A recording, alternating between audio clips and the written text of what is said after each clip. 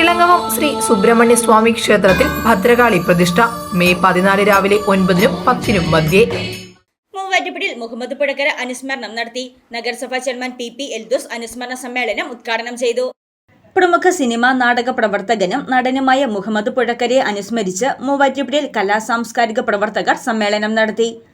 Muvattupuzha town ഹാളിൽ നടന്ന അനുസ്മരണ സമ്മേളനം നഗരസഭാ ചെയർമാൻ PP എൽദോസ് ഉദ്ഘാടനം ചെയ്തു. തനിക്ക് തോന്നുന്നത് ശരിയെങ്കിൽ ആ ശരിക്ക് വേണ്ടി നിലകൊണ്ട് കാലിടറാതെ അദ്ദേഹം മുന്നോട്ട് പോയി എന്നാണ് എൻ്റെ വിശ്വാസം. ഈ മൂവാറ്റുപുഴ പോലുള്ള പ്രദേശത്ത് നിന്നും ഒരു കലാകാരൻ ഉയർന്നു വരിക എന്നുള്ളത് വളരെ പ്രയാസമാണ്. അല്ലെങ്കിൽ അവന് സമ്പത്ത്, അല്ലെങ്കിൽ ആ പിന്നാലെ ആൾ വേണം.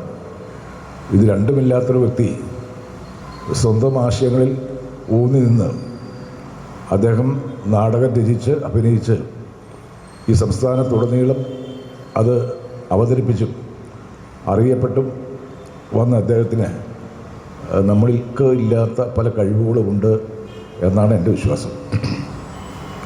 എടുക്കുന്ന നിലപാടുകൾ അത് ശരിയുടെ പക്ഷത്താണെങ്കിൽ വിട്ടുവീഴ്ചയില്ലാതെ മുട്ടുമടക്കാതെ ആരുടെയും മുഖത്ത് നോക്കി അഭിപ്രായം പറയുന്നത് ധിക്കാരമല്ല. മേള fine arts society president PM Elias അധ്യക്ഷത വഹിച്ചു. കേരള സംഗീത നാടക അക്കാദമി മുൻ വൈസ് ചെയർമാൻ സേവ്യർ പുൽപ്പാട്ട് അനുസ്മരണ പ്രഭാഷണം നടത്തി. കല്യാരിങ്ങ പ്രസിഡന്റ് NK രാജൻ ബാബു, ഐസക് നെല്ലാട്, സവിത സജീവൻ തുടങ്ങിയവർ പ്രസംഗിച്ചു. കേരള സംഗീത നാടക അക്കാദമിയുടെ ഗുരുപൂജ ഉൾപ്പെടെ നിരവധി അവാർഡുകൾ ലഭിച്ചിട്ടുള്ള മുഹമ്മദ് പുഴക്കര മൂവാറ്റുപുഴയിലെ കലാകാരന്മാർ ചേർന്ന് രൂപവൽക്കരിച്ച കല്യാരിങ്ങിന്റെ സ്ഥാപകനാണ്. News desk Muvattupuzha news.